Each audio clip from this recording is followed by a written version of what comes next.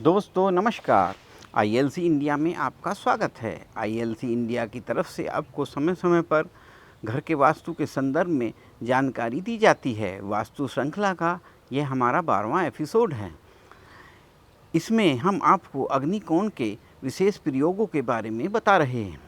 अग्निकोणा, जैसा कि आप जानते हैं, स्त्रियों का कोना है, इसलिए लड़कियों के शयन कक्ष व उनके अध्ययन कक्ष के रूप में यह कोना अति उत्तम माना जाता है, क्योंकि यहाँ पर अग्नि का वास है और ये महिलाओं का कोना माना जाता है।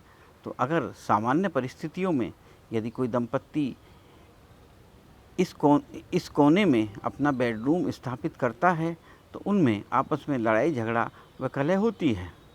लेकिन विशेष परिस्थितियों में इसका एक फ़ायदा भी है।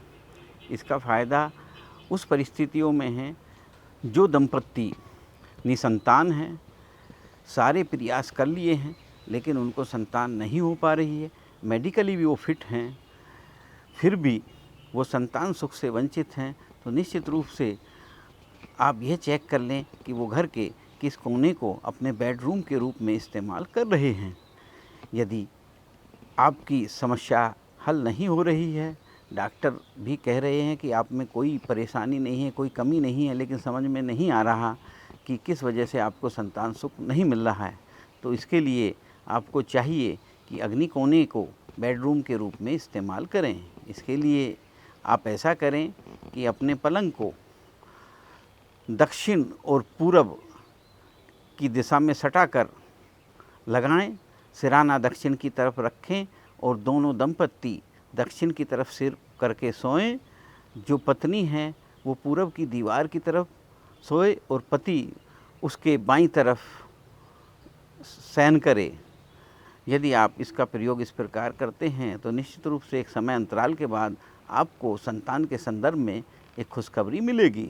लेकिन इस संदर्भ में मैं एक चेतावनी भी देना चाहता हूँ कि क्योंकि यहाँ पर अग्नि का वास है, तो यदि कोई प्रेग्नेंट लेडी यहाँ पर अधिक समय तक इस कमरे का इस्तेमाल करती है तो उसके प्री मैच्योर बेबी होने की भी संभावना बढ़ जाती है। तो यदि कोई प्रेग्नेंट लेडी है तो वह अपने शयन कक्ष के रूप में अग्नि कोने का प्रयोग ना करे, और यदि उसके पास अन्य कोई कमरा नहीं है जहाँ वह उसका इस्तेमाल कर सके तो अपने पलंग को साउथ ईस्ट डायरेक्शन के कोने में ना रखे, उसकी पोजीशन बदल दें, नहीं तो प्री मैच्योर बेबी होने का खतरा बन जाता है। जितने भी प्री मैच्योर बेबी होते हैं उसमें अक्सर यह पाया जाता है कि वो शयन कक्ष के रूप में अग्नि कोने का प्रयोग कर रहे हैं। इससे समय से पूर्व बच्चा पैदा होने और गर्भपात के खतरे बढ़ जाते हैं। आप देखेंगे कि जिन स्त्रियों को बार बार गर्भपात की समस्या रहती है या उन्हें प्री मैच्योर बेबी होने का खतरा रहता है तो निश्चित रूप से चेक कर लीजिए कि वो इस अग्नि कोने में ही सोते होंगे। इसलिए जो निसंतान दंपत्ति हैं, जैसे ही उन्हें बच्चा होने के संदर्भ में कोई खुशी मिले तो इस स्थान को बदल दें, नहीं तो उसका परिणाम प्री मैच्योर बेबी भी हो सकता है, क्योंकि यहाँ पर अग्नि का वास है और निश्चित रूप से अग्नि की अधिकता होने से इस प्रकार की समस्याएं आती हैं। अतः जिन दंपत्तियों को इस प्रकार की समस्या है वो निश्चित रूप से इस कोने का प्रयोग अपने शयन कक्ष के रूप में एक निश्चित समय के लिए कर सकती हैं, और जैसे ही स्त्री प्रेग्नेंट हो जाए तो वह अपने इस स्थान को बदल दे, जिससे कि वो प्री मैच्योर बेबी के खतरों से बच सके। वैसे तो क्योंकि ये स्त्रियों का कोना है और निश्चित रूप से बेटियों के अध्ययन के लिए इससे अति उत्तम कोई कोना नहीं हो सकता। यदि कोई बेटी इसमें अध्ययन करती हैं या शयन कक्ष के रूप में इसका इस्तेमाल करती हैं तो उनका भविष्य उज्जवल रहता है।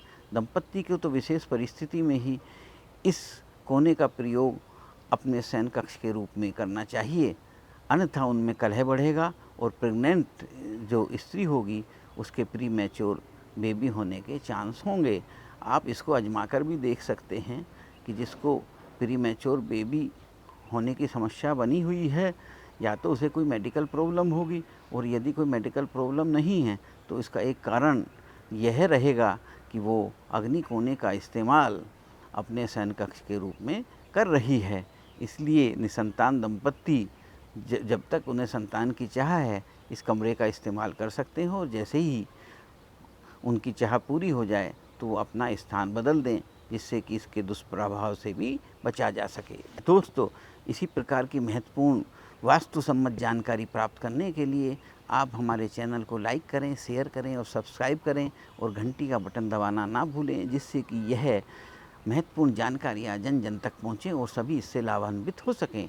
धन्यवाद।